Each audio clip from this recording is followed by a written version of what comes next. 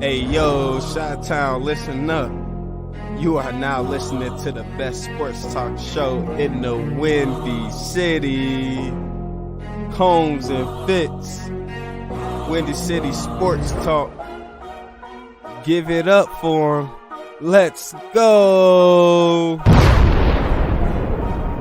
From the burst of the lake, there ain't no mistake. That Combs and Fitz gonna have the greatest of the hot takes. Okay. So hop on the board and join the bandwagon. Ooh. They gonna keep your feet moving and sometimes how you laughing. Yeah, that's so true. come on through with the sports talk is what you wish.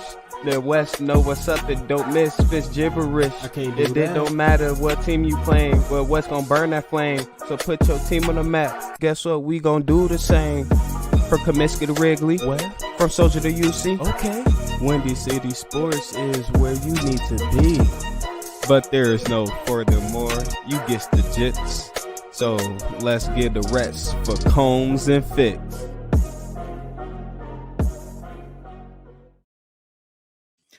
And what is going on, Windy City Sports Talk fans? It's your boy, Brandon Combs, along with my guy, Ryan Fitzgibbons. What's going on, Fitzy? Nothing much, man. Big week. Another big week in news. Yeah. I feel like It- we're a combine. It's almost like we're in the Sox, third that's largest cool. market in the country. Yeah, it almost is. Almost you don't is. get the talent on the field, though. Oh, or if you don't listen to the owners, Yes, that too. that would Live help. under- if you live under a rock on Mars. But we're gonna have a Biggest great thing. show tonight. We're gonna talk some Caleb Williams. We're gonna talk about the White Sox. We're gonna talk about the Cubs. Talk about the ups and downs of the Chicago Bulls. We're gonna start a little bit different tonight.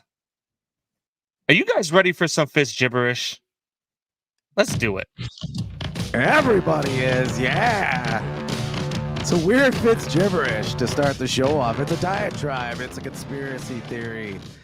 And it's an island in the middle of unapologetic. And, well, we haven't even talked much yet. Inaccurate sports. Oh my God, who the hell cares? Somewhere my mom cares. Anyway.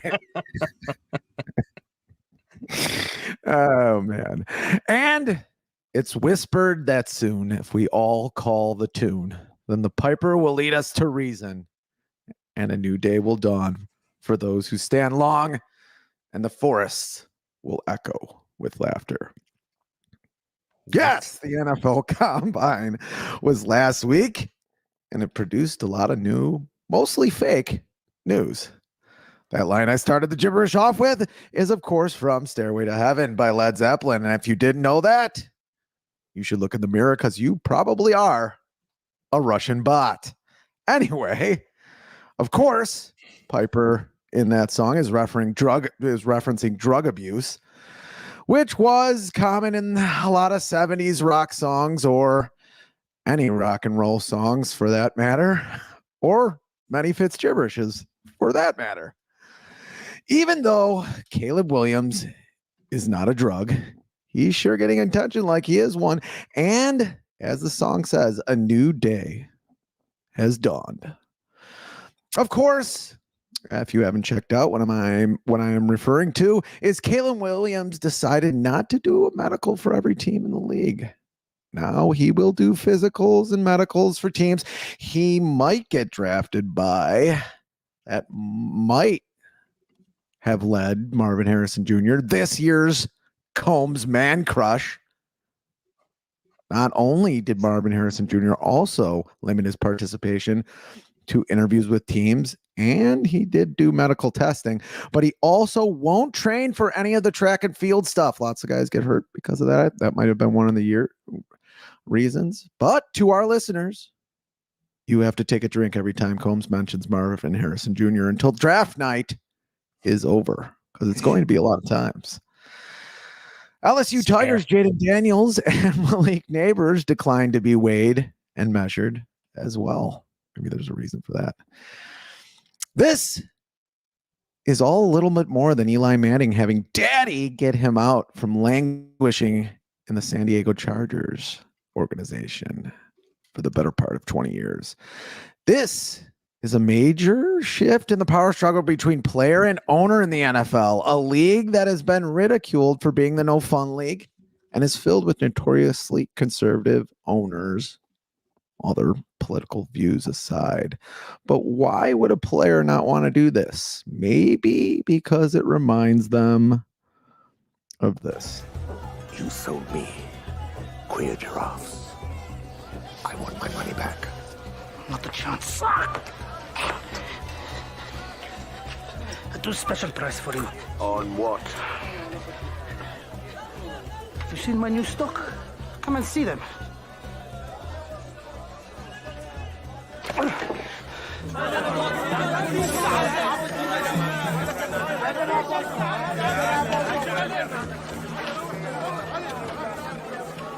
Do any of them fight? I got a match coming up. Some are good for fighting, others for dying. You need both, I think. Get up.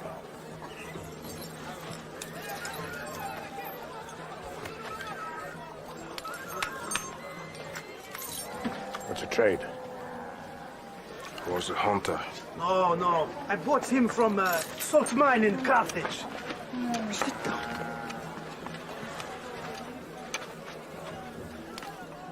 Mark of the Legion. Deserter. Maybe so, but who cares? It's a Spaniard. I'll take 6 for 1,000. 1,000? The Numidian alone is worth 2,000. These slaves are rotten.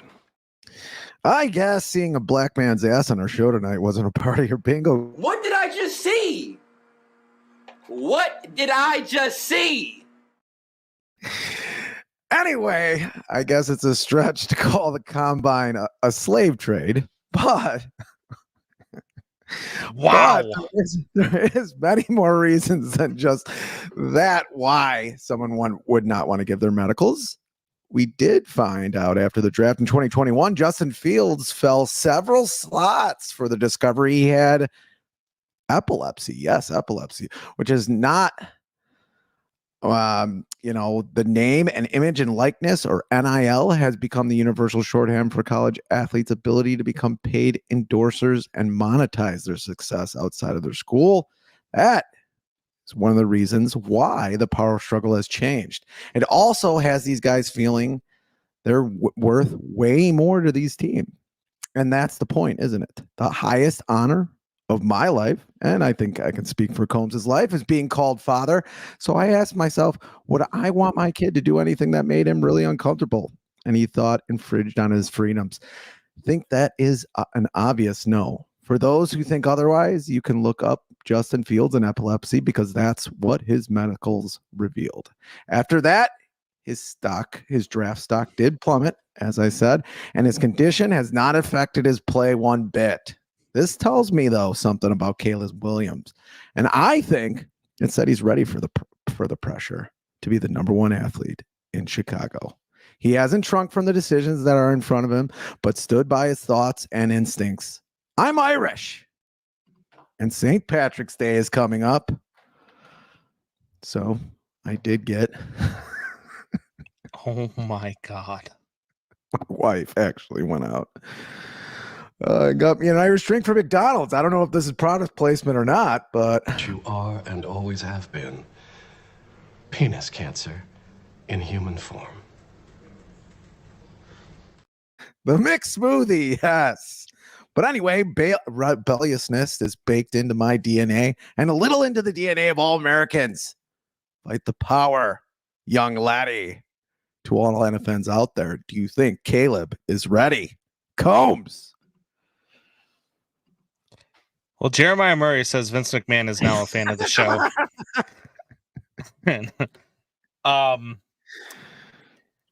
I look, Caleb Williams. I liked what he had to say. I liked what he said on Friday. Not all of it. I mean, there were some things that I'm still a little like, all right, like I didn't need to throw. If you want to see me throw, you got 30 games of film to go watch. I actually agree with that. I've always said that about the combine. What is a guy throwing in shorts? Tell me about a player. The fact that JJ McCarthy can throw a 60-yard bomb with nobody in his face, I don't care. I want to know what you can do when you're under pressure. So that type of stuff, like I was okay with. Some of the things that he said and the way that he talked, it gave me a little pause for concern, with especially the way he talked about the Bears and the meetings. The tone in his voice is a lot different than it was when he was asked about Washington. And I want you to hear him talk about his meeting with the Chicago Bears right here. Good morning, everybody.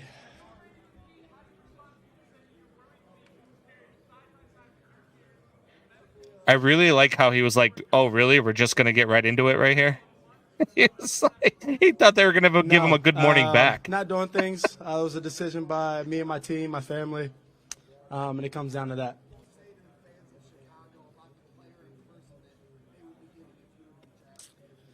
I'd say the player and person that they be getting, a person that cares for his teammates.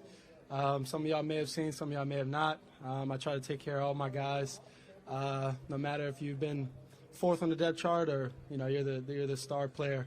So I care for my teammates, and then the other part is I'm a fierce competitor, as you may have seen after some games. Yep. Whole lot of dominant quarterback play? No, not at all. I don't compare myself to the other guys, that's there or been there. I think I'm my own player, and I tend to like to create history and rewrite history. Yeah, this is one of the seasons that it's none like any other season I've had, to where I've been so close to being either neutral or close to having a losing record, and so it was tough for me. Like I said, I'm a competitor. I like to win, and so being that close to losing was difficult for me. But I had people in my corner to help me. Welcome to Chicago. And figure out the energy and feeling that I was feeling. I think it's really important going into situations, because there's nobody in the first part of the draft that would be early in the draft, and I expect myself to go high. To be a 12 and whatever team, or it's the teams are going to be at least from the year before. It's kind of going to be how I went into USC, where they were 4-8 and things like that. So just preparing for those moments, and I think last year was a perfect example for me. So, I like some of the things that he said there, right? But he was very even keel, very monotone, talking about the Bears and meeting with them, confident, talking about, I don't need to be comparing myself to anybody else. I like to set records. I like to do things on my own and all of that stuff. So I want you to take that into account, and now listen to him talk about the Washington football team. I don't even know what their name is anymore. Yeah. It's like I've said before, it's familiar. It's hometown, as everybody knows. And, it'd be really cool to be back there and experience that. The meeting went really well, being around those, everybody was in the room, so being around everybody, just getting the taste of how they are, who they are, because like you said, everything's new there.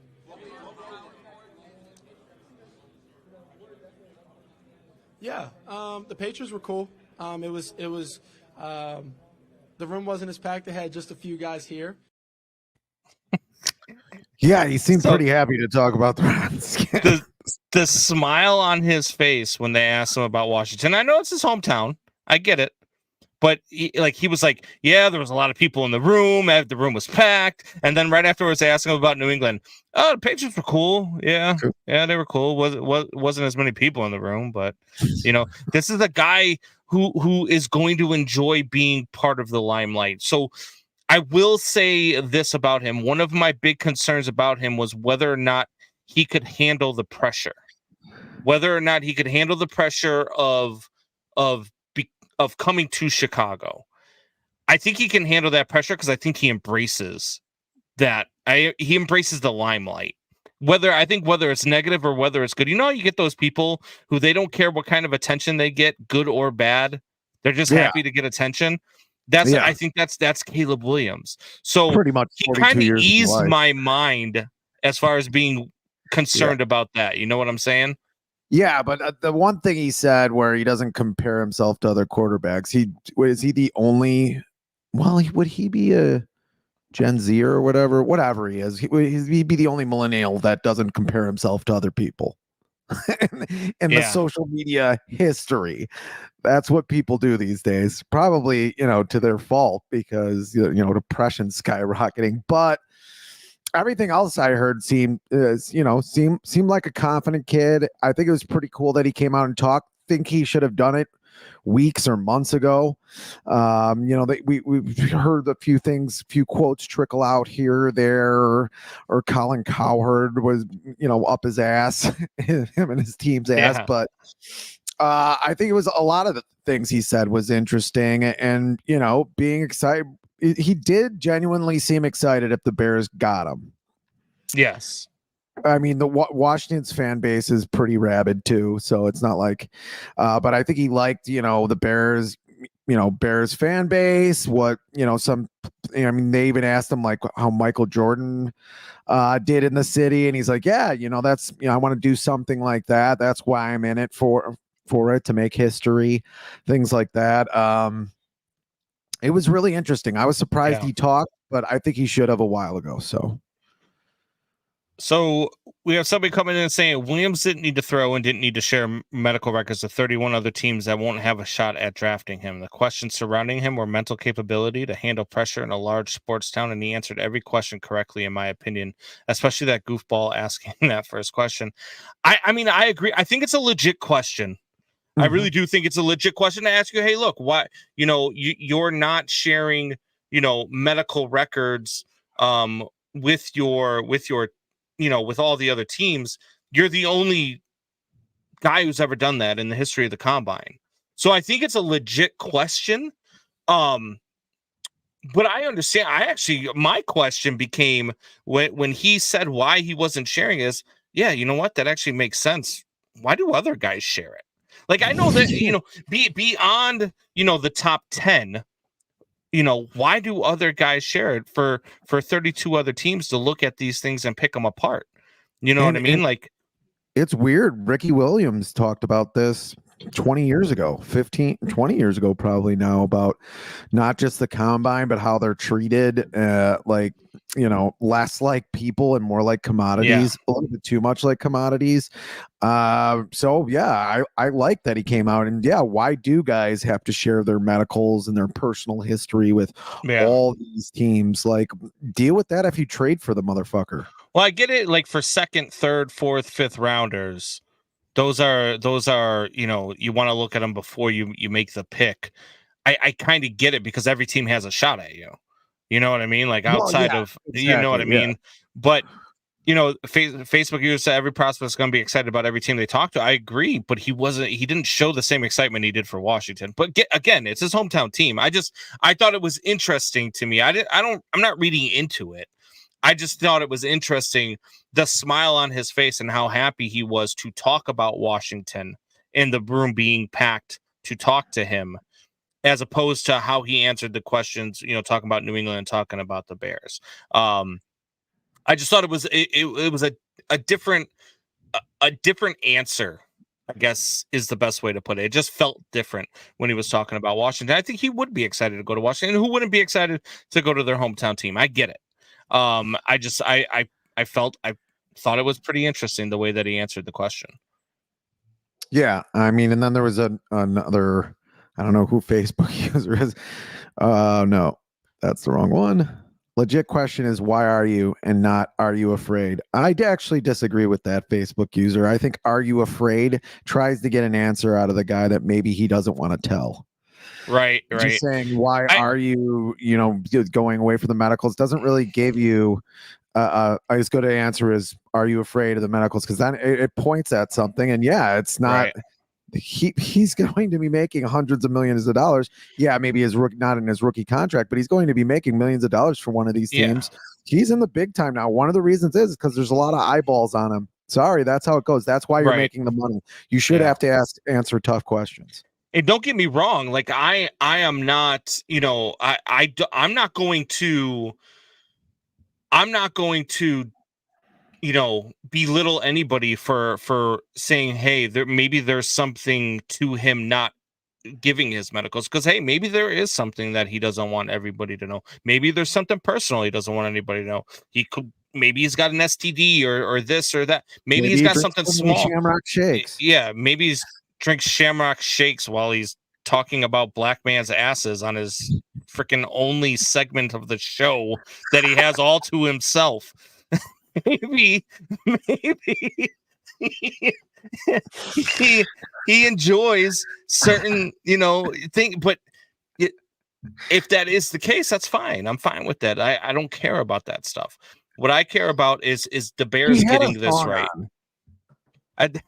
The Bears, you're an asshole. The Bears getting this right is what I'm concerned with. And look, I don't think that Caleb. I think that the people that are telling you that Caleb Williams is going to be a Hall of Famer, like this kid is, instead of getting a cap on draft night to wear his team's cap, he's going to get the yellow jacket on draft night. That's what my concern is, because what you're doing is you're putting the expectation so high that anything less is a bust. And that's the problem. That was the problem with Trevor Lawrence. I had Yahoo's, on another show, my guy Wayne G, his co-host, told me that if you go into a lab and you build a quarterback, you're coming out with Trevor Lawrence. Okay. Well, when he gets to the NFL, I better see the greatest thing I've ever seen. And he hasn't been that. So yes, in a sense, has he been a bust by numbers stretches? No, he hasn't been great, but he hasn't been a bust yet. But by those standards, yes, you've been a bust. By the Yahoo on 670 The Score in the morning, telling me that Patrick Mahomes is a souped up version of Caleb Williams. Are you out of your mind?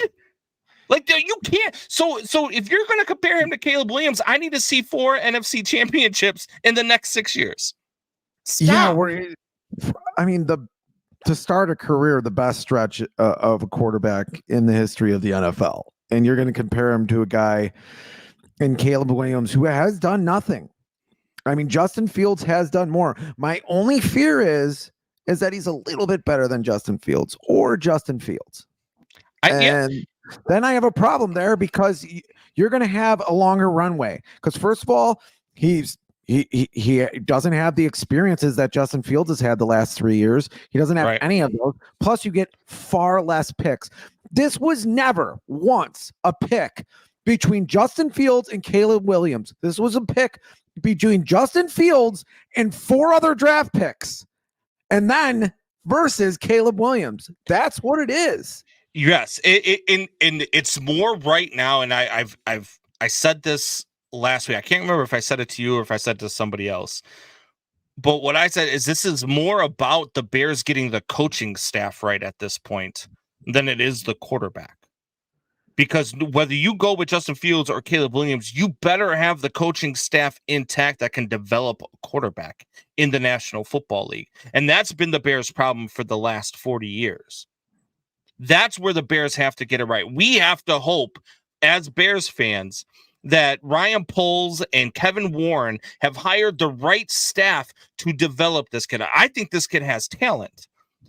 I don't know that he's going to be everything that everybody said he's going to be, but he's going to have to be, because in this city, with this fan base, in this media market, you better be good or they're going to feed you to the wolves. And if you can't handle that, you're going to be in trouble. The Bears draft him with number 1. The Bears draft him with number 1. I'm not against him. I want him to be the greatest quarterback of all time. Mm-hmm. That's what I want from the kid. But what I'm telling everybody else that's out there is you got to slow down just a little bit. Stop comparing. I hate when we compare these young kids to these Tom Brady's and Patrick Mahomes of the world. Stop comparing them. Like he said in his interview, I don't compare myself to those guys. I am my own quarterback, and I want to set records, and I want to do these things. That's what I want him to say. That was the perfect response to that question. Megan TV says Fitz, your female viewers are fine with it. For those just checking into the show, doesn't he need a haircut and a shave, though? Megan TV, doesn't he need a haircut and a shave?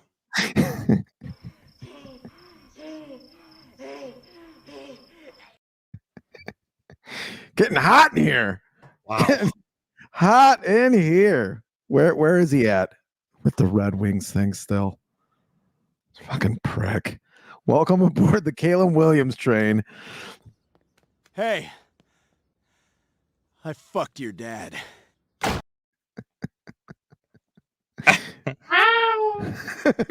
Doubting Yep. Thomas, you and your damn red, go away. Go away. But no, I think that the Bears drafting this kid is what they're going to do. I don't think there's any way around it right now. I heard a scenario out there today that, the Bears trade Fields and they don't draft Caleb Williams. I'll burn this motherfucker down. I will burn it down. I've said it before. I'm gonna keep saying it. I will burn this mother. I will be what's her face's cow. This whole city will fucking burn because of me. I did text you I would burn your house to the ground this weekend. You did text me that. You did. And I told you, go ahead. Michelle's the only one home. Oh my God. You have to deal with her. She will kick your ass. Yeah, probably. Probably. Is this boss? Mrs. O'Leary? There you go, Jeremiah. Jaden Daniels proved himself this weekend by doing nothing. Yeah, well, that's the thing. Like, I don't. Our guy Mike Buckheister over there at Man Hour, he does a phenomenal job with Man Hour. Check it out. Great job with the NFL. Yep. Yeah, and we, when you start to, and I've talked to him about this plenty of times. When him and I were on the show together, him and I would talk about it all the time. I don't care what a guy does in shorts with nobody running at him. The combine means nothing to me. I forget his name. The kid yesterday that ran a 4.21. Set the combine record with a 4.21 40-yard dash. Okay, he was the 6th wide receiver on my board.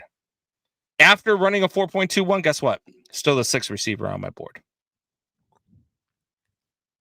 It doesn't change the fact that you're running in short. You're not going up against somebody who is running, press coverage. You're not going up against trying to run a route. You're not going against anybody throwing you a damn football. You're just running straight. I don't care if you run a 4.2. I don't care if you run a 3.1. I don't care. I don't care. Unless the numbers are crazy, like you ran a 5.2. You know who else was really, really fast? Devin Hester. Did you see what happened when they tried to throw him a ball as a wide receiver? Yeah. It was not good.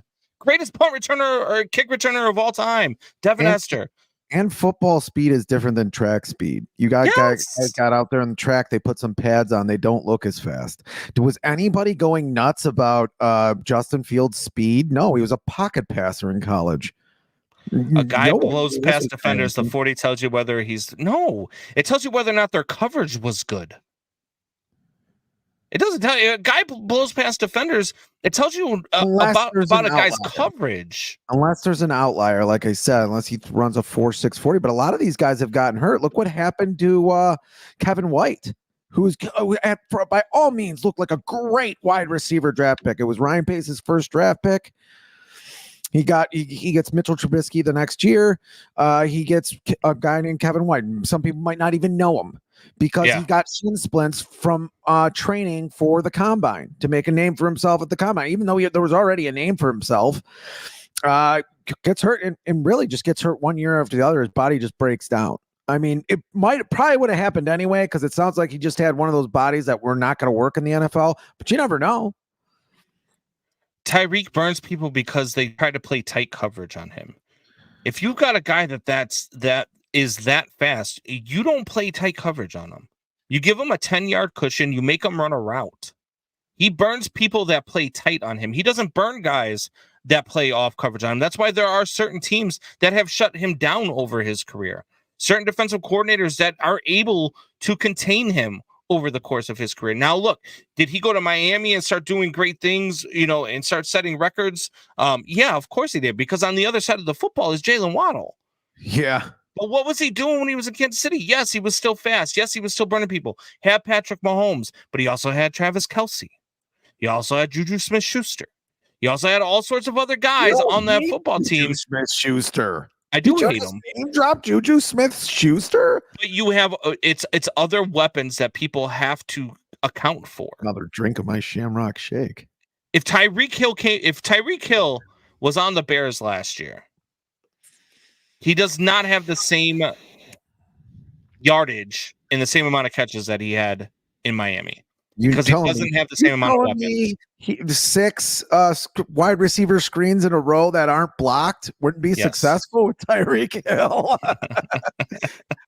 And for everybody 6 wide there, receiver screens in succession aren't successful with anybody.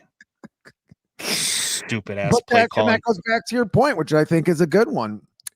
Football coaching is the most important.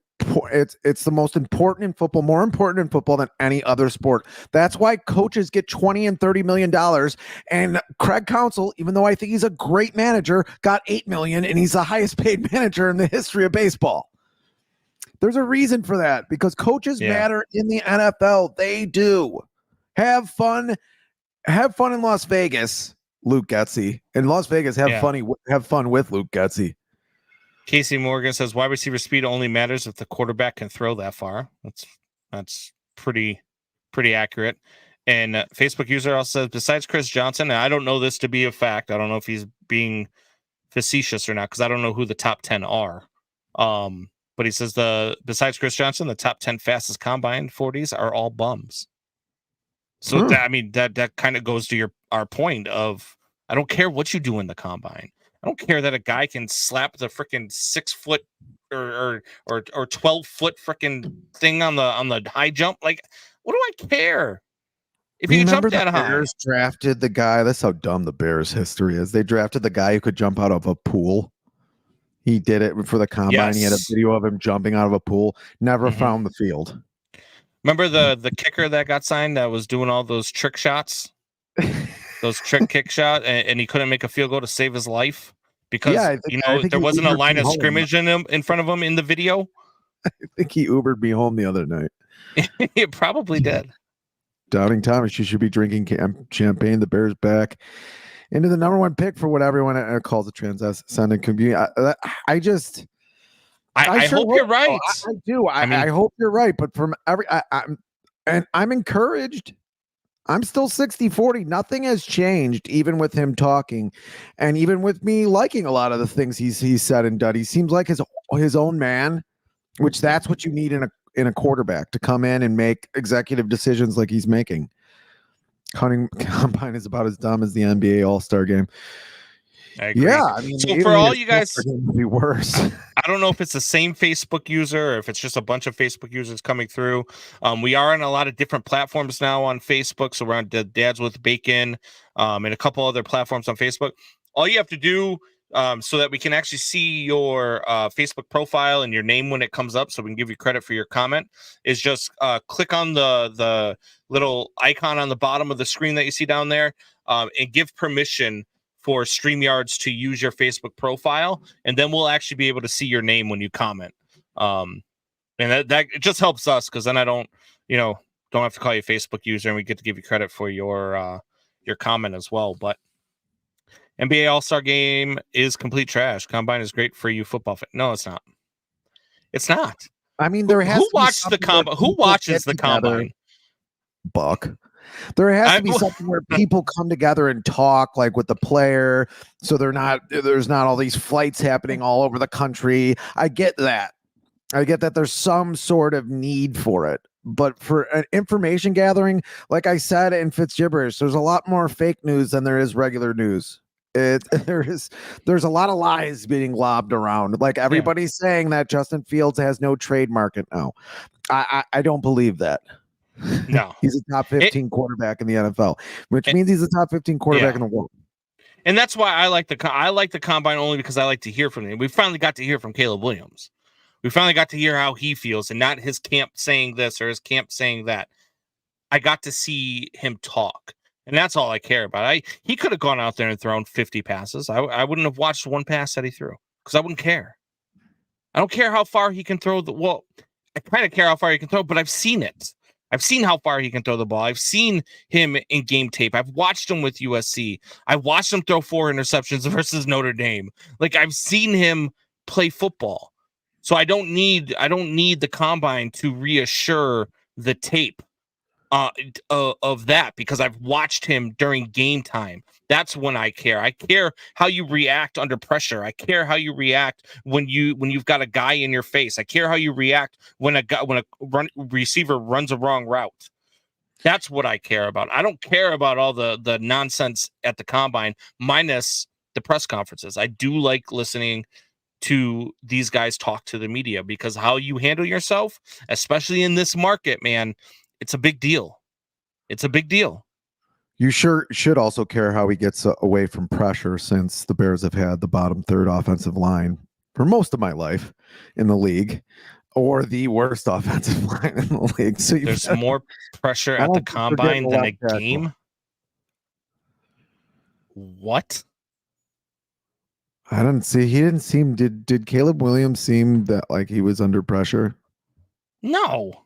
I did love the beginning of that though, when he's like, hello everybody, and he's waiting for somebody to say hello back, and then immediately they started firing questions, and you see the look on his face like, oh, this yeah, all right, I'll see you guys there.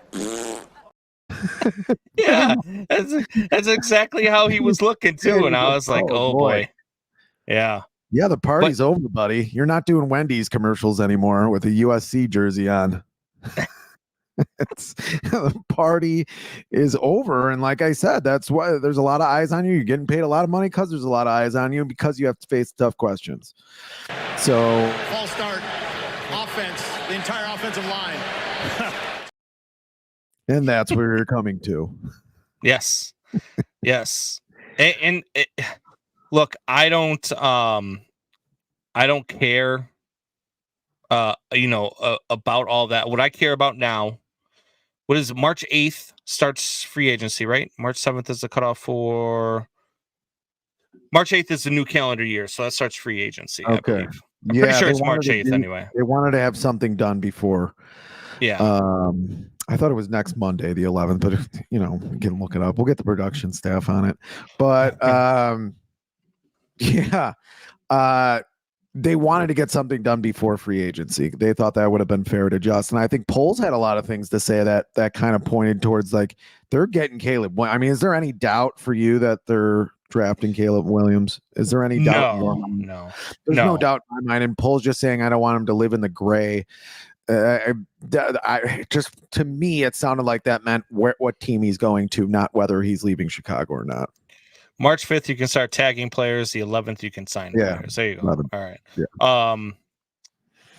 Johnny Football 2.0. See, and that is the one thing I will say about the quarterbacks, and it's something that we've talked about before here on this show, Casey, is that the number one quarterback, the number one draft pick at quarterback has missed way more than it's hit. Way more than it's hit. And all of the 90% of those guys going number one were talked about in sort of the same light as Caleb Williams is. And that's what does scare me a little bit. And look at the Trevor Lawrence draft when he was drafted. He was drafted 1. He was bad he took a step back this past year. And that was supposed even to be his rookie year. Draft. That was supposed to be a deep draft. You got him, Trey Lawrence, Zach Wilson. Justin Fields right now is the best player, and that is the best QB at least in that draft. He set the record for rookie interceptions as well that year. So he has not been good. And say what you want about, they were in position, they won a playoff game and they were in position to go to the playoffs this year. Their second half of they were like 3-8 last year. And then the second half of their schedule, they played the bottom half of the league and they took advantage of it. And then they took advantage of a Chargers defense that had a 30-point lead at halftime and blew it. And I believe he threw like 3 or 4 picks in that game. Yeah, in the first half. Yeah. So yeah, he did. That's my concern. I don't want that to happen. I'm rooting for the kid to succeed. I mean, wanting him to fail would be like me wanting, the captain of my ship to hit an iceberg. Like I don't want the ship to go down. I want him to succeed. I want him to do well. I want him to be the greatest quarterback of all time if they draft him. The fear is that he's not the best, or not. I'm not going to say the best quarterback, but he's not a world different than Justin Fields. That he's not way better than Justin Fields, where everything is quiet. That's the scare for me, is that he's just a little bit better. He's got a better team around him. Yeah, they're good in 3 years. Doubting Thomas have to stop smelling the bath salts. It's worth a number 2, number 1's minimum. Yeah, I mean, he's definitely got the media on his side. I mean, he's sitting there with worse numbers than Justin Fields and a better team. And he's, talking to Eli and Peyton Manning like he's fucking, in the Pro Bowl. Right. Like he's actually won something or done anything. How many Heisman Trophy winners have really succeeded? I mean, Hall of Fame succeeded in the last 2 decades. Not very many. I mean, look, you get guys out of, Tim Tebow is my perfect example. When you talk about greatest college quarterbacks of all time, Tim Tebow's top 3 all time in college quarterbacks. He played 1 season as a starter in the NFL. Yeah, because he couldn't throw. Yeah. What about Cade McNown? Johnny Manziel. Look at Sam Bradford. You look at all these guys that have won Heisman trophies that have just it's not the same game, man. When you come to the NFL, it's a very much a different game. It's a different style. It's a different everything. And not only that, but it's a different mentality when you have to really try.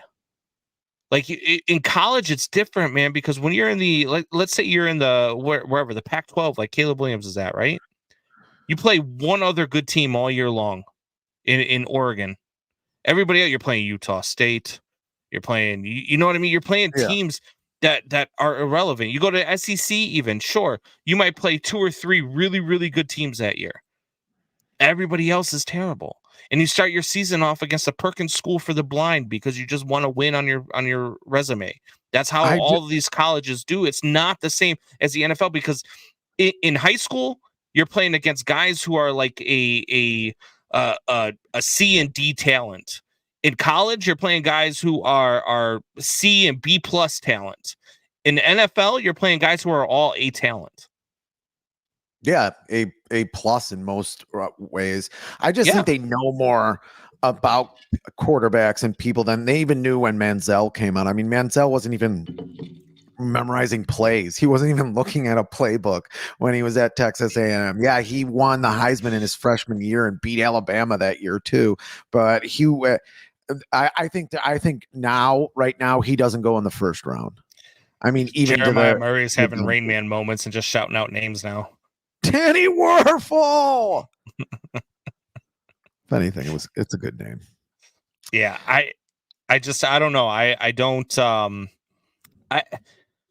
We're going to see what happens. We're going to see how they handle it. I don't know. I mean, how about Denver being willing to eat $81 million for Russell Wilson to not play football for them? Jesus, we're going to pay you $81 million to go away. As soon as I put this hot poker in my ass, I'm going to chop my dick off. And Pittsburgh wants him. I mean, I don't get they're going after. The rumor is that's where he's headed. Is that a rumor or a lie? Just so no, that's the rumor. And then the other thing that I heard too was that Atlanta might be more interested in going to get Kirk Cousins than making a trade for Justin Fields. That's the other rumor that I'm hearing. I don't believe that because, I mean, you want a guy that's going to play maybe 2 more years in the league versus a kid that's ready to go for the next 10 to 15. He doesn't go well with that team. I mean, that Atlanta thing. I can barely talk. It gives you a sports Woody.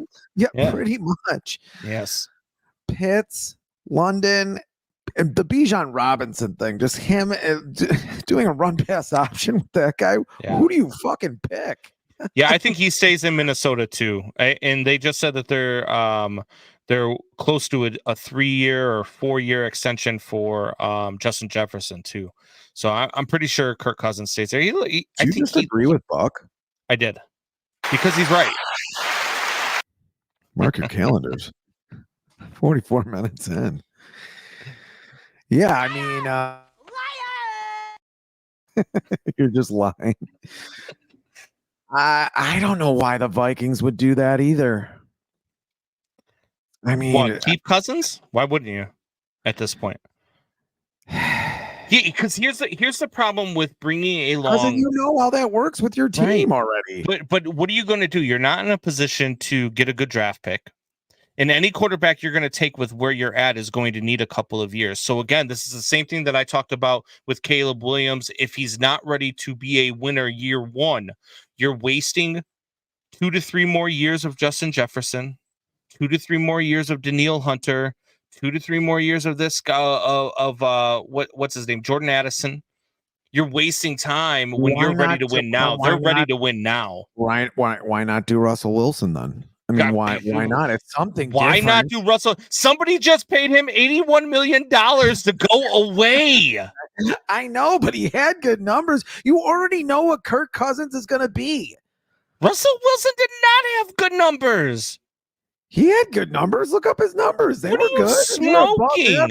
Look up the numbers. Look up the numbers. Do something for the show, please. I know you got 75 other shows to do. You got to do 75 other. I got to pull tape for my other show. Are you jealous? That sounds like you're jealous. It sounds like I am, you son of a bitch. yeah. Like I had my first day today as a producer at a radio station. And you're going to come. Yeah, all right, I'll see you guys there. I'm proud of you. Russell Wilson, I'm looking up the stats right now. I'm looking them up. But I mean, I just think it's something different. Anything different at this time. Maybe they can trade for Doubting Thomas's boyfriend, Trevor Lawrence. I'll give you. He threw for 3,000 yards. Just over 3,070 yards. Was pulled. Didn't play. How many games did he play? 13, 14? 15. 15? 15 games played, and he threw for 26 touchdowns and 8 interceptions. It's a good season, especially in the last. I mean, that's the greatest season of a Bears quarterback in the history of seasons. But it's not a guy. I don't know if that's the guy that you want to hinge the next 3 to 4 years on. I mean, you really have to believe in him to be able to do that. I just think Kirk Cousins, it's the same thing, and they know where that's going to end. Are they getting? They already know Kirk Cousins. Kirk Cousins already knows the system. They're there. I get that, but do you want like vanilla ice cream with vanilla flavoring on top? I think Kirk Cousins gets a bad rap. You want to talk about good numbers? Look at Kirk Cousins' numbers over the last 5 years. He's a top 5 quarterback number-wise. Is he still hurt? Is he ready to go game 1? He'll be ready week 1, yeah. How do you know? Do you talk to Aaron Rodgers about his health? Is Aaron Rodgers giving him treatments? Aaron Rodgers. He's smoking the Aaron Rodgers ganja. No, I like. No, he's going to be ready week 1. Cousins plus Vikings win the North in 2020. This is the same guy that picked the Detroit Lions the last 5 years and then went away from it this year when they finally won it. When they were finally good. When everybody knew their arrow was pointing up.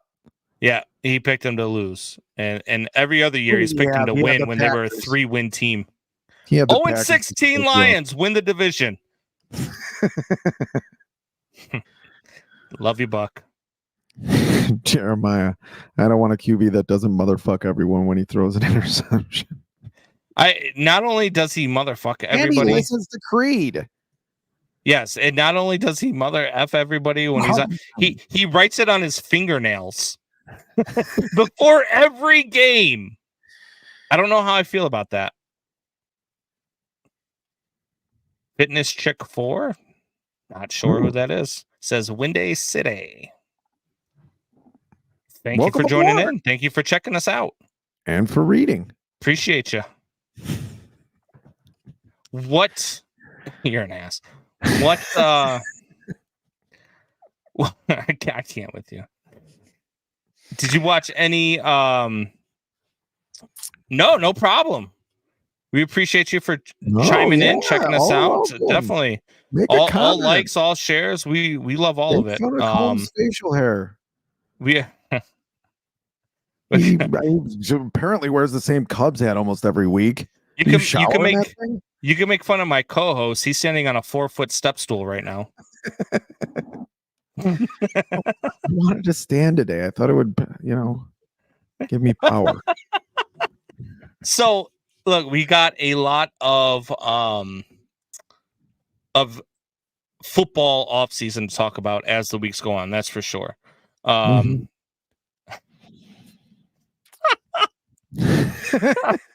Possibly. Possibly. It's a 4-foot step stool his third leg. But no, so we've got a lot of football to talk about the rest of the off season, but we baseball preseason's coming up. We've got the White Sox and Cubs, a lot of things going on. I don't understand why the White Sox have not gotten rid of Dylan. Can you make this make sense to me? Because they want they're going to screw this up. One major league ready player, and they're getting a lot of decent packages from what I read. I can only go on from what I read. They're getting a lot of decent packages, but they're not getting like the Yankees trade. They want Spencer Jones. The Yankees do not need an outfielder. They will not get rid of him. We don't want you can't, for a guy that's getting $8 million a year for the next 2 years, who was runner up in the Cy Young just a year ago or 2 years ago. Now, you're not going to Eric Crouch.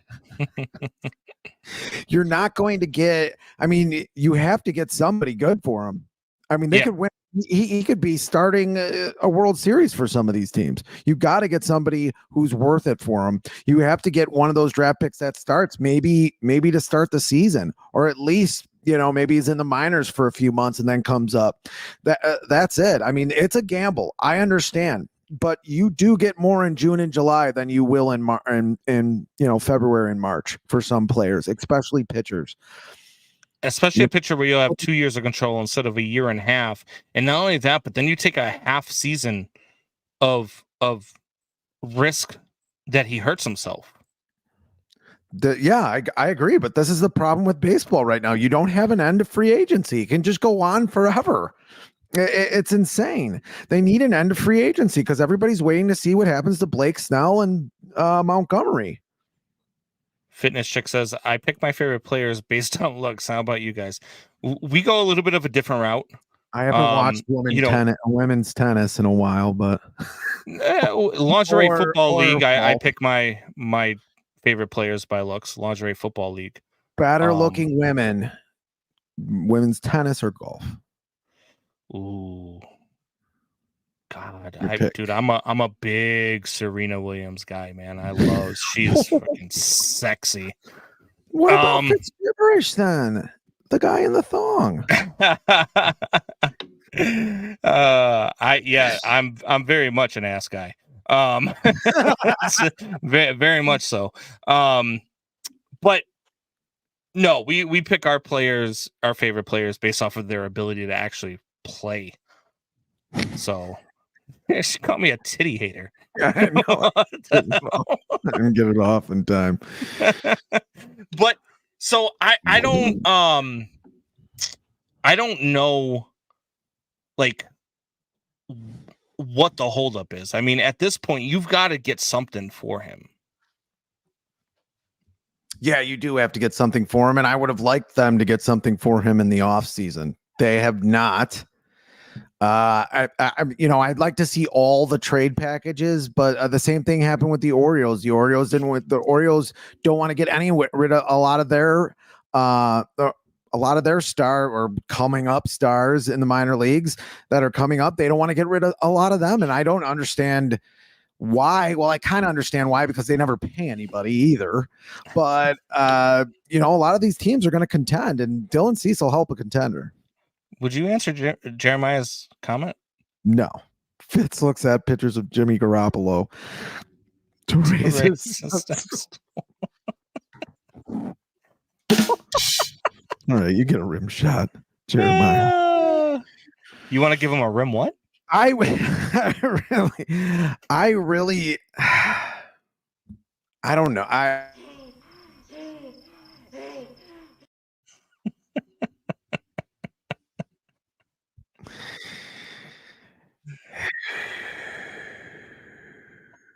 Are we going to talk about baseball? Are you Mr. Blutarski. 0.0.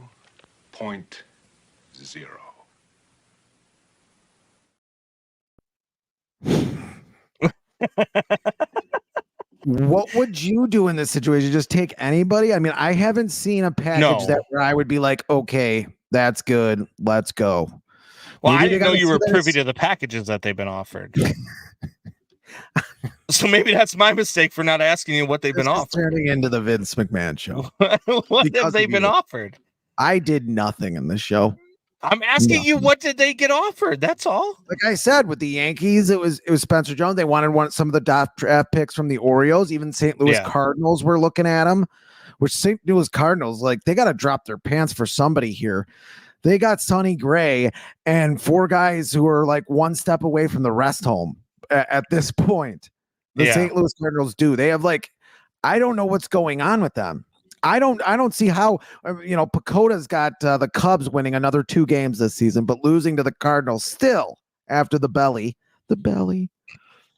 Pacoda's stupid. I mean, I know. But what I'm saying don't place is, your bets based off of what Pacoda does. What are they doing? At least I understand the Orioles. They won a lot of games last year. I sort of understand the Yankees. They already traded a lot for Juan Soto. Well, you have to go into this thing if you're the White Sox. If you're the White Sox, you have to go into this thing knowing that people know you need to get rid of him at some point. So they're not going to offer you. You're not getting Jackson Holiday. You're not getting any of these top prospects that are out there.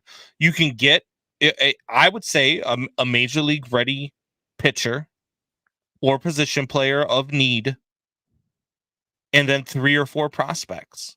And maybe one of them needs to be one of that team's, top 5 to 10 prospect. But you've also got to remember that Dylan Cease is coming off a year where he wasn't that great. No, he wasn't. And you expect him to rebound. I expect him to rebound, but you also still have to look at what market value is. So maybe your asking price is just too high. Maybe that's why you haven't moved him, as opposed to why maybe other teams haven't come to you because they've heard about your asking price and they think it's ridiculous. You bet money on them to win the division. Why do you want them to get rid of Cease? I think they can win the division without Cease. This is a really bad division. Really, really bad. I picked them to win the division, but I picked them to win 83 games. That means they lose 79. It's not like I picked them to win 105 games or something. I mean, I think I was kind of hoping they would get rid of him in the first week, like one of these teams would break. Because I know a lot of these teams don't want to pay $100 million for Blake Snell. They don't. So I mean, Blake Snell isn't going to get that either, and that's what I think. I think that's why teams are still holding out, because they think they can get Blake Snell on a small term deal, and they probably can. You can probably get Blake Snell on a 3-year deal with a couple of opt outs. Blake Snell scares people away because Blake Snell walks the ballpark. Blake Snell, he's one of those. He's losing miles per hour on his fastball every year over the last 2 years. Walks the ballpark. He is the reigning Cy Young. So he does have that. But there's a lot of things about him that should scare a team off. I didn't want the Cubs to go after him for the amount that they're asking. But a 3 to 4 year deal for him with an opt out after 2 is probably the right deal right now. And for the White Sox, needing to move Dylan Cease shouldn't hinge on Jordan Montgomery or Blake Snell. It should hinge on what their asking price is. You don't think can you imagine going to the Orioles? You're not going to get Jackson Holiday, who's the number 1, prospect in all of baseball, Matt Holliday's kid. But you can probably get their 4th or 5th prospect. And maybe a couple of other guys down the line, a AA or single A guy that might have some a high ceiling. But what you've got to take that into account is that's what you're getting. And you go to a team like that because right now, look, that team won 101 games last year in Baltimore. They won the American League East. The Yankees got better. They're going to be in a tough division. They had Dylan Cease. You might as well just hand them the damn American League trophy. Yeah, I mean that's why you get interest going. Maybe one of these teams have a pitcher go down during the season, and you trade them in June. You already know you're gonna win jack shit anyway, and you trade them in June. You get a lot more. You get a desperate team coming to you, thinking that they can win the World Series with Dylan Cease. Jeremiah Murray says, "For fuck's sake, Jesse Chavez is in our fucking camp. This team is horrible." He did get shelled the other day. How about the first game they're playing against the Cubs? After one inning, I messaged you and told you I'd change my pick. Yeah. I mean, I'm just kidding. Jesse Chavez Jesse Chavez did look like ass all spring, but he's looked like ass for 2 years. So it doesn't surprise me. Crochet looked really good. What the hell, Hoffy? Does anybody named John like you? Probably not. Brother John. Your brother likes me a little bit. No, he doesn't. Oh, okay. He has started texting you a little bit. He's hit me up on Facebook a bunch. I mean, usually it's to send me videos of I'll screenshot you the messages now. Take a bow. It's usually to message me about freaking Joe Montana, but sorry, I caught up in Jeremiah's. Once upon a time, for a team traded Fernando Tatis for a big game James. So anything they sure did. They sure did. He was like 18 though, Jeremiah. So it's kind of tough to know that he's a good player at that age. But his dad was good too. They should have known. Hoffy says, "Just playing, brother. All love. Just sick of being in Denver, sitting on a plane. Just want to be home." How was Denver, man? Let us know. Get any good food? Oh, Denver. He works for a culinary pizza place that does brick ovens and stuff like that. So he was going to a seminar to teach people how to cook trade pizza out of a brick oven. Okay. Basically, take selfies while the pizza sits on the oven for 30 seconds. And he takes it out and shows them, "Hey, look, here's a pizza." And they taste it and they're like, "Wow, you're a genius." And he's like, "Great, now pay me." That's how it works. There you go. That's not a bad job. No. Other than doing what I do. Free trips. Which is drink Shamrock shakes on camera. Had rattlesnake, alligator, pig ears, cow brains, and fish eggs. What the hell? What is this? Parts unknown? Oh my God, who the hell cares? The pig ears I see, the fish eggs even I see. When the smell hit the crowd, that's when Lardass's plan really started to work. Girlfriends barfed on boyfriends, kids barfed on their parents, a fat lady barfed in her purse, the Donnelly twins barfed on each other, and the women's auxiliary barfed all over the benevolent order of antelopes. And poor antelopes. Yeah, that's exactly what would happen. If you ate rattlesnake, alligator, rattlesnake's supposed to be pretty good. Alligator's good. Dude. The cow brains I don't get. No thanks. No. Yeah. I was starving maybe. Fish eggs. My dad used to eat that. Like, was that cow intestine? Was that menudo? It's like it's like the stomach lining or something. Yeah. No, I've heard of it. They use intestine to wrap around sausages. Rattlesnake was amazing. I don't do anything with snakes, man. I can't do snakes. Wow. Oh, seems dude, to be a fear here. It's my biggest fear is snakes. Really? Yeah. Dude, if I see a garden snake while I'm mowing the lawn, I have to come in the house and have Michelle go get it out. I don't even care. I do not do snakes. Whew. Pretty much the only real true fear I have is snakes. Now we gotcha.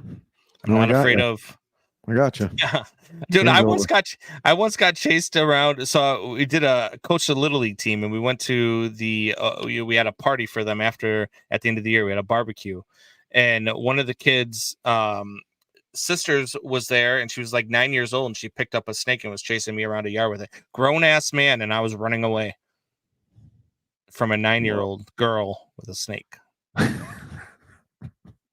Yes. Oh, true story. I would like to see that. I would have liked to see that. The 9-year-old girl's fine, but not you. Remember what you did to me with this? I don't know who this is. What the?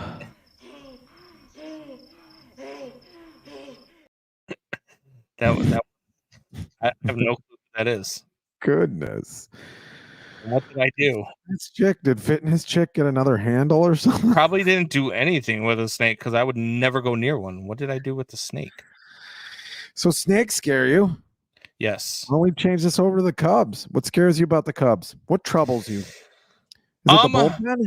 Alizé is going to be a top 5 closer in the league? I don't know about that. Albert Alzolay, he's whatever. He's good. I mean, I'm not worried about him. I'm not worried about the bullpen. I think they actually did a good job shoring up the bullpen. Oh, it's my son. So we're walking into the backyard in Vermont, and a rat snake came slithering across us. He was about 8 at the time, 9. I pushed him towards the snake, and I ran. Dad, you really ought to drink more. So yeah, that's what I did. But no, when it comes to the Cubs, the bullpen doesn't scare me. For me, I think it's the rotation. More specifically, the back end of the rotation. How good can Imanaga be? He looked a little shaky his first outing of the spring. Yeah. But he looked a little shaky. Wasn't getting much movement on his breaking balls. But I think that'll come over time. I'm just like, when you get into, I love Kyle Hendricks. I just don't know what Kyle Hendricks we're getting. Can he stay healthy? What is Jordan Wicks going to be out of the number 5 spot? Are Cade Horton and Ben Brown ready to come up in case those two guys do struggle? So yeah, I mean, that's my biggest fear with the Cubs. I think their lineup is going to be fine. They can hit the ball. They're patient. I really like what they do, and I guarantee you we're not going to watch Miles Mastroboni down the stretch playing third base every day. So that's the biggest change coming. You think third base is solidified already? I like the idea of giving. I'm not saying it's solidified, but I do like the idea of giving Morel everyday reps at third base. Yeah. I do like that idea. I like his bat in the lineup. He's probably going to hurt you a little bit defensively. And I could see him getting pulled in this, 7th, 8th, for maybe like a Patrick Wisdom or somebody, for defensive replacement. Or Madrigal. But it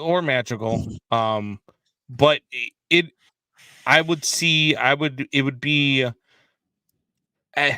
we also got this kid, Matt Shaw, coming up, who he's been playing really well in spring training. He's been hitting the ball over the place. All of the young kids really have. Owen Casey's having a hell of a spring already. Alcantara hit a big home run last time. I mean, that was a bomb that he hit yesterday, straightaway center. So I really do like the Cubs bats. The only thing that scares me right now is the starting rotation. Again, you don't know what you're getting from Imanaga. Tyon is spotty at best. So you need a starter. Yeah. Interesting. Like Dylan Cease. I would love to go. If I'm the Cubs, I'm willing to give up a guy like Owen Casey or Brennan Davis. You want stuff and you don't want to give anything up. What do you mean? You're like, I'll give you a catcher. Oh no! First of all, you can have a catcher. Yeah, first of all, the catcher is a top 50 prospect in all of baseball. Second of all, I would give Owen Casey, one of the Cubs' top 5 outfielder. Kid's hitting the cover off the ball right now. Chris Morel, and another minor leaguer. Morel, you're starting third baseman? Yeah. He's the most expendable piece. To get Dylan Cease, yeah, that's what I would do that for Dylan Cease. I wouldn't trade Chris Monroe for much else, but for Dylan Cease, yeah, hell yeah. I'll give you Nick Magical back. How about that? No, thank you. You We're don't good. want Nick Magical back? No, Why not? Nicky two strikes. Why?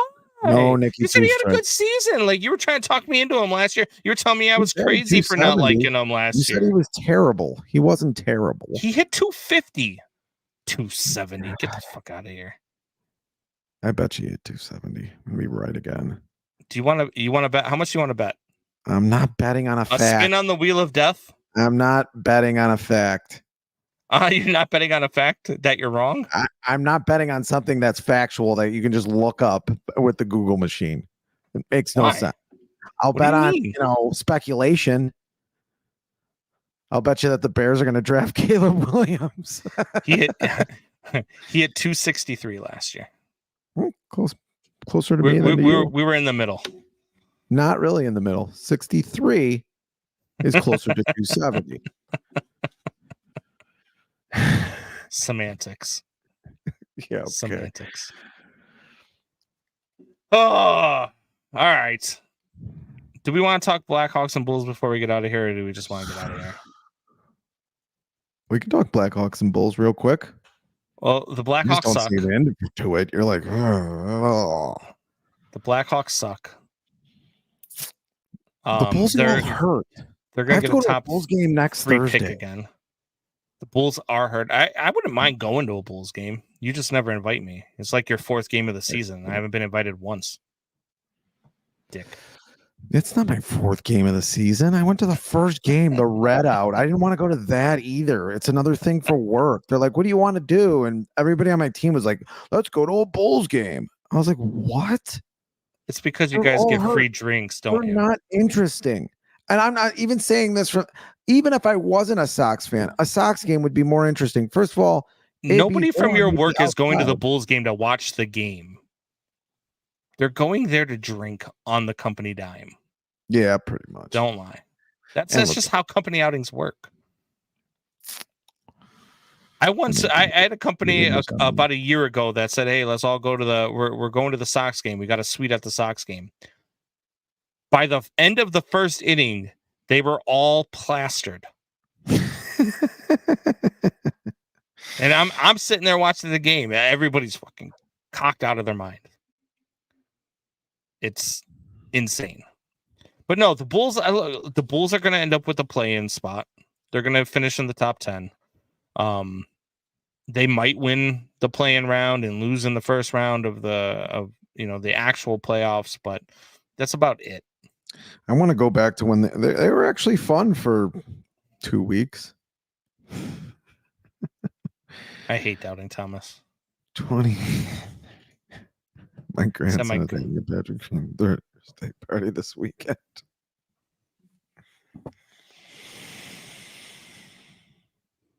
I hope you get locked in your basement. Oh, when he was in the basement for Super Bowl night.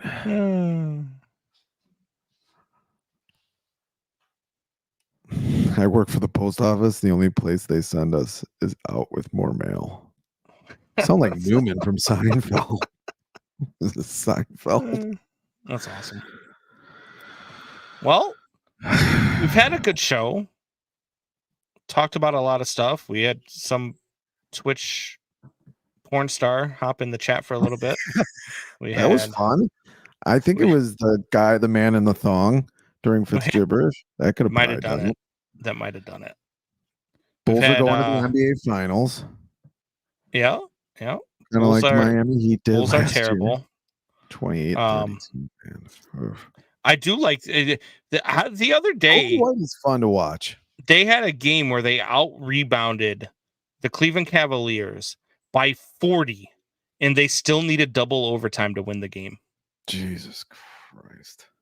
That's like, how many times have you ever seen that stat line? That's hard to do. Team gets out-rebounded by 40. That's like never having a QB throw 4,000 for 4,000 seconds. I don't know what that's like. Your target audience is weird. Yeah, I think that's what we attract. That's kind of always been our target audience, Jeremiah. You guys you ruined it. Why Jeremiah's normal? Oh boy. I was talking about Twitch porn stars.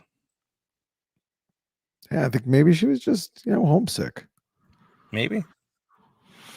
Could have been daddy issues. You never know. Yeah, it could probably. Always is, isn't it? I'm just kidding. If you're watching, I'm just kidding. If you're not watching, I'm not kidding. She stopped watching long ago. She stopped watching a long time ago. Yeah. I don't blame her. I don't want to see this. I don't blame her. You scared her away. I did. It was probably you with your Shamrock Shake. What you just said is one of the most insanely idiotic things I have ever heard. At no point in your rambling, incoherent response were you even close to anything that could be considered a rational thought. Everyone in this room is now dumber for having listened to it. I award you no points, and may God have mercy on your soul. Have a good night, everybody. Thank you for checking out Combs and Fitz, a Windy City Sports Talk. Till next Monday, have a good one.